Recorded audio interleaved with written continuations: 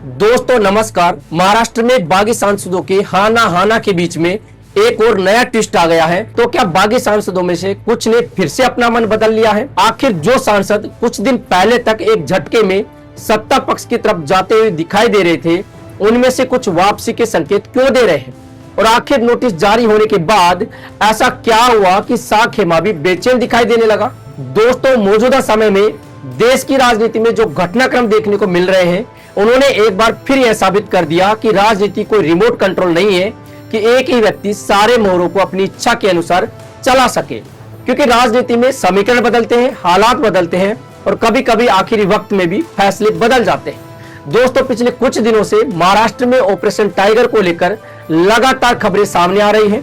एक तरफ कहा जा रहा है कि सब कुछ तय हो चुका है, बागी सांसदों का फैसला अंतिम है, लेकिन दूसरी तरफ कई ऐसी खबरें सामने आई जिन्होंने पूरे घटनाक्रम पर नया सस्पेंस पैदा कर दिया है। एक बड़े मीडिया संस्थान ने खबर प्रकाशित की कि ओम राजे निंबालकर उद्धव ठाकरे का साथ नहीं छोड़ेंगे और आखिर इसी के साथ ऑपरेशन टाइगर पर एक नया सस्पेंस खड़ा हो गया है। वहीं दूसरी तरफ रिपोर्टों में दावा किया गया कि क्या एकनाथ शिंदे का ऑपरेशन टाइगर फेल हो सकता है? क्या उद्धव गुट के नेताओं से मुलाकात के बाद कोई नया फैसला सामने आने वाला है? दोस्तों, ओम राजे निंबालकर अपने गृह क्षेत्र धाराशिव पहुंचे, जहां उन्होंने अपने समर्थकों के साथ बैठक की और इस बैठक के बाद राजनीतिक गलियारों में चर्चाएं तेज हो गई। कहा जाने लगा कि वह अपने राजनीतिक भविष्य को लेकर कोई बड़ा फैसला कर सकते हैं। हालांकि देर रात कुछ रिपोर्टों में यह भी दावा किया गया कि उन्होंने सत्ता पक्ष के साथ रहने का फैसला कर लिया है, लेकिन इसके बावजूद सस्पेंस खत्म नहीं हुआ, क्योंकि कई ऐसी रिपोर्ट सामने आई जिनमें कहा गया कि 6 बागी सांसदों में से 2 सांसदों ने अभी तक अंतिम सहमति नहीं दी है। कुछ दस्तावेजों पर हस्ताक्षर नहीं किए गए हैं और कुछ मांगों पर अभी भी बातचीत जारी है। दोस्तों, बताया जा रहा है कि कुछ सांसद सिर्फ वर्तमान की राजनीति नहीं बल्कि 2029 की राजनीति को भी ध्यान में रखकर चल रहे हैं। उन्हें अगले लोकसभा चुनाव के टिकट की गारंटी चाहिए। कुछ अपने परिवार के सदस्यों के विधान परिषद या दूसरी राजनीतिक जिम्मेदारियों की मांग कर रहे हैं। यानी मामला केवल वर्तमान का नहीं बल्कि भविष्य का भी है और यही कारण है कि पूरा घटनाक्रम बार बार नए मोड़ लेता हुआ दिखाई दे रहा है।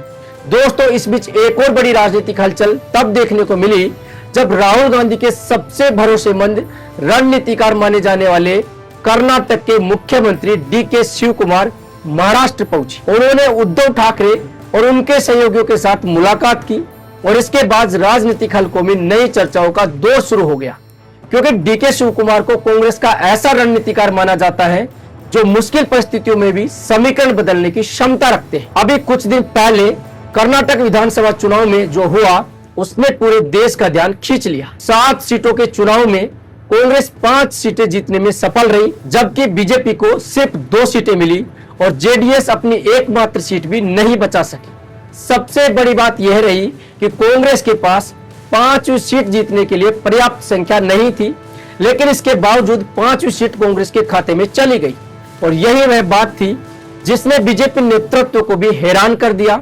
बताया गया कि क्रॉस वोटिंग ने पूरे समीकरण बदल दिए और बाद में बीजेपी हाईकमान को अपने नेताओं को दिल्ली बुलाकर जवाब तलब तक करना पड़ा। दोस्तों, जिस माइक्रो मैनेजमेंट की रणनीति के लिए अमित शाह और बीजेपी को जाना जाता है, उसी तरह की रणनीति का प्रदर्शन DK शिव कुमार ने कर्नाटक में कर दिखाया। और अब जब वही DK शिव कुमार महाराष्ट्र में सक्रिय दिखाई दे रहे हैं, तो इंडिया गठबंधन के भीतर नई रणनीति बनने की चर्चाएं तेज हो गई। दोस्तों, इस पूरे घटनाक्रम के बीच एक बड़ा सवाल यह भी है कि अगर भारतीय जनता पार्टी भविष्य में संसद के भीतर 2/3 बहुमत के लक्ष्य को हासिल करना चाहती है, तो क्या केवल कुछ सांसदों के सहारे यह संभव हो पाएगा? मान लीजिए कि उद्धव गुट के 6 सांसद पूरी तरह सत्ता पक्ष के साथ चले जाते हैं, तब भी संख्या उस लक्ष्य से काफी दूर रहती है और यही वजह है कि समय समय पर उत्तर प्रदेश की समाजवादी पार्टी के सांसदों को भी लेकर अटकलें लगाई जा रही है।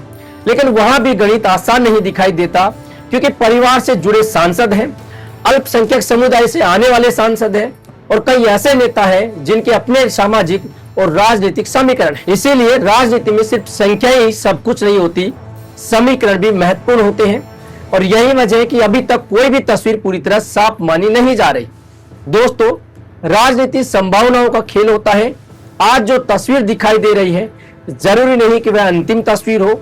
और महाराष्ट्र में पिछले कुछ दिनों में जिस तेजी से घटनाक्रम बदले, उसने यह साबित कर दिया कि आखिरी फैसले से पहले कुछ भी निश्चित नहीं माना जा सकता। अब देखना यह होगा कि क्या डीके शिव कुमार की रणनीति कोई नया मोड़ लेकर आती है, क्या बागी सांसदों में फिर से मतभेद सामने आते हैं, क्या ऑपरेशन टाइगर पूरी तरह सफल होगा या फिर बीच रास्ते में कोई नया ट्विस्ट देखने को मिल सकता है। इन तमाम सवालों के जवाब तो आने वाले दिनों में सामने आएंगे, लेकिन इतना तय है कि महाराष्ट्र की राजनीति में अभी कहानी खत्म नहीं हुई है, बल्कि असली मुकाबला अभी बाकी है। आप इन तमाम घटनाक्रम को किस नजर से देखते हैं, अपनी राय कमेंट बॉक्स में जरूर लिखिए। और अगर आपको ये वीडियो अच्छा लगा है तो हमारे चैनल को सब्सक्राइब करना ना भूलिए। धन्यवाद।